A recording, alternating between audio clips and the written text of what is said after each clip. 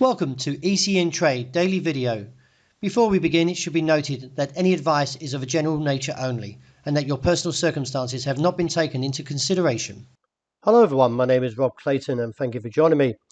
Well, viewing the Australian dollar having rebounded in front of the key level of 68.7080, the Australian dollar remains on a somewhat firmer foot against its US dollar rival. In economic data overnight, the release of the US ISM Services PMI for July rose to 56.7 from 55.3 prior, and the market expectations was around 53.5, so that was seen a better number. However, the US dollar didn't really move on the back of that release. With much volatility still seen ahead this week, the US non-farm payrolls number is due out Friday, and the US Labor Department jobs report is expected to show whether employers kept hiring in July after 372,000 jobs were added in June. With the forecast currently holding around 250,000 jobs, the unemployment rate still remains steady at a historic low of 3.6. Besides the non-farm payrolls, all eyes will be looking tomorrow at the RBA monetary policy statement. The market will be keen to see in terms of how hawkish or how dovish the central bank is. After recently, Governor Lowy did seem a little bit mixed from his statement after the RBA lifted interest rates by 50 basis points to 1.85. In the short term, though, let's see if the market can clear that topside level for the Australian dollar at 69.65. If so, would give further path towards 69.95. And then above there, if cleared, that would be where the 60-day moving average is also located, towards 70, 60, 65, which is a key point that was rejected not so long ago.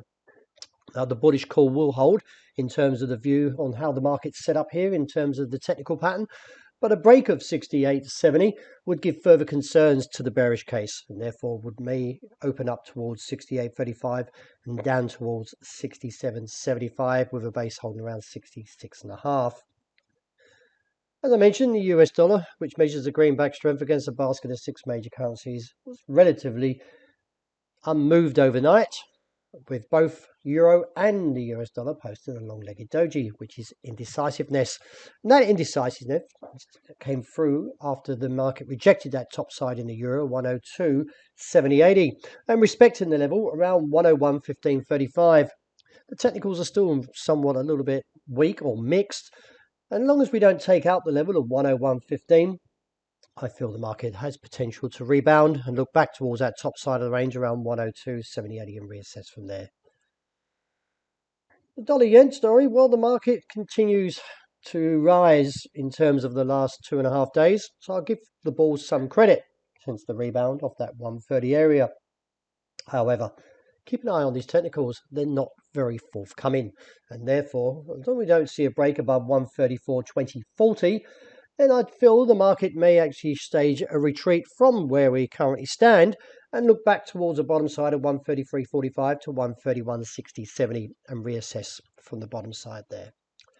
Well, Super Thursday's here as the eyes look to the Bank of England and assessing whether we will see either a 50 or a 75 basis point rate hike.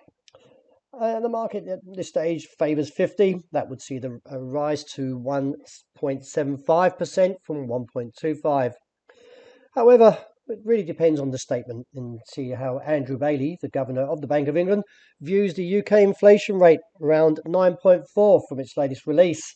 And it's not showing any exhaustion as of yet. So we do need to keep a very close watch if we are trading sterling. But from the technical point, I feel the market should or may base out around 120.6080 and therefore look for a rise back up towards that top side to the call, that is, of 122 to 124. Well, the market seems to have respected that level of 1,755 overnight. It challenged there and rejected it, and now trading around 1,770.71. We can see now the pressure is on the top side again, that level of 1,774. In light of the pattern, do keep an eye on that level of 74, because if it does break, that would give further path towards the next level of 1,783 to 86 to 1,800, figure 6. Technicals haven't broken down. In light of actually the rejection in front of that midway point, could see further gains. and therefore keep an eye of the 74 level in case we do witness a break.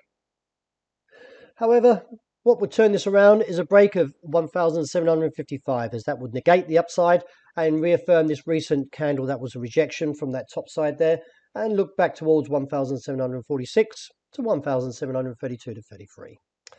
And finishing up with oil, well, we've nearly reached the downside objective, which was a call around $88 to $90 a barrel. We're pretty much round that level of $90 after seeing a low of $89.88 this morning. In light of the 4% drop overnight, the market still seems somewhat heavy. I will probably get towards a neutral bias as we get closer towards this 88, because we do need to assess what is beneath there.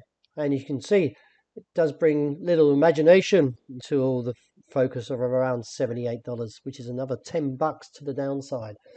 But as I mentioned before, I'm a little bit cautious at present, and let's see what happens due to the recent dragonfly or hammer that came through from 88.5, and we could see some kind of demand returning from this region again. So do be on your guard. Well, that wraps it for the day. Thank you very much for joining me, and as always, look out the intraday report, and I hope you enjoy the rest of the day.